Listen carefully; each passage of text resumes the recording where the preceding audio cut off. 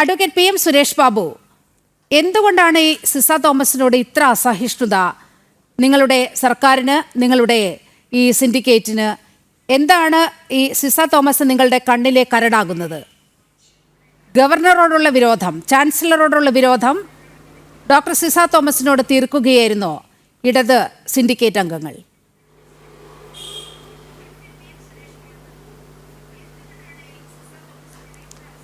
അല്ല, അത് വസ്തുതാപരമായി നമ്മൾ പരിശോധിക്കുമ്പോൾ നമുക്ക് കാര്യങ്ങളൊക്കെ വ്യക്തമായിട്ട് മനസ്സിലാവുമല്ലോ.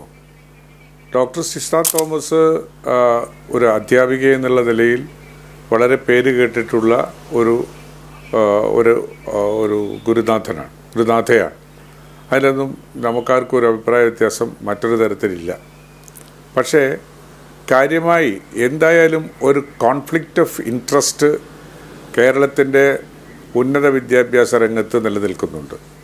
ആ കോൺഫ്ലിക്റ്റ് ഓഫ് ഇൻട്രസ്റ്റ് ശരിക്ക് യഥാർത്ഥത്തിൽ അത് ഇനിഷ്യേറ്റ് ചെയ്തത് നമ്മുടെ മുൻ ഗവർണർ ഡോക്ടർ ആരിഫ് മുഹമ്മദ് ഖാനായിരുന്നു. അദ്ദേഹത്തിൻ്റെതായ ഒരു പ്രത്യേക പന്ഥാവിലൂടെ ആ ഉന്നത വിദ്യാഭ്യാസ രംഗത്ത് ചാൻസലർ പദവി ഉപയോഗിച്ചുകൊണ്ട് എടുക്കാൻ ശ്രമിച്ചപ്പോൾ മറ്റൊരാശയത്തിൻ്റെ പ്രതീകമായി നിൽക്കുന്ന ഒരു ഭരണകൂടത്തിന് ഈ ആശയത്തോടുള്ള വിരക്തി അല്ലെങ്കിൽ വിമുഖത പ്രകടിപ്പിക്കുകയും ആ പ്രകടിപ്പിക്കലിന് ജനങ്ങളുടെ അംഗീകാരം കേരളത്തിൻ്റെ പ്രതലത്തിലുണ്ട് എന്ന ഒരു യാഥാർത്ഥ്യ ബോധത്തിൻ്റെ വെളിച്ചത്തിൽ അത് ജനങ്ങളോടും ഇത്തരം സമീപനമെടുക്കുന്ന ഭരണകൂടത്തിൻ്റെ മറ്റ് ഇതര മേഖലകളിലുള്ള ഗവർണറെ പോലെയുള്ള ആളുകളെയും അറിയിക്കുകയുണ്ടായി. പക്ഷെ അന്ന് ഗവർണർ അതൊന്നും ഉൾക്കൊള്ളാൻ തയ്യാറായില്ല.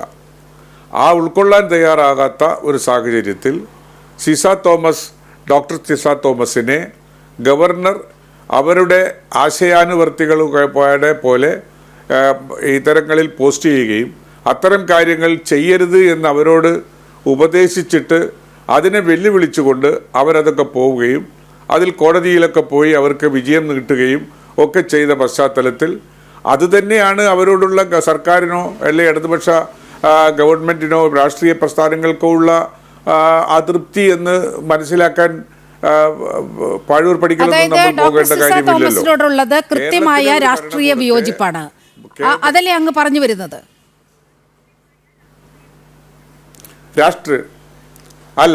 രാഷ്ട്രീയ വിയോജിപ്പല്ല, ആശയങ്ങൾ തമ്മിലുള്ള വിയോജിപ്പാണ്. ആശയം എന്താണ്? കേരളത്തിലെ സർവകലാശാലകൾ ഇന്ന് ആശയപ്രക്രിയ ധ്വനിപ്പിക്കുന്ന ഒരു വിദ്യാഭ്യാസ കേന്ദ്രമായിരിക്കണം. അതോടൊപ്പം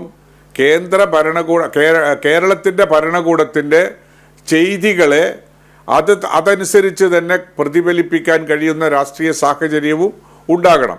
ആ സാഹചര്യത്തെ എതിർക്കാൻ അല്ലെങ്കിൽ ആ സാഹചര്യത്തിന് ഗവർണർ ഇടുന്ന വിലങ്ങുകൾക്ക് അനുകൂലമായി നിൽക്കുമ്പോൾ സ്വാഭാവികമായും അവരോട് ഒരു പ്രത്യേകമായ മമത കാണിക്കാൻ ഒരു ഭരണകൂടത്തിന് കഴിയില്ല. അത് മാത്രമേ ഉള്ളൂ.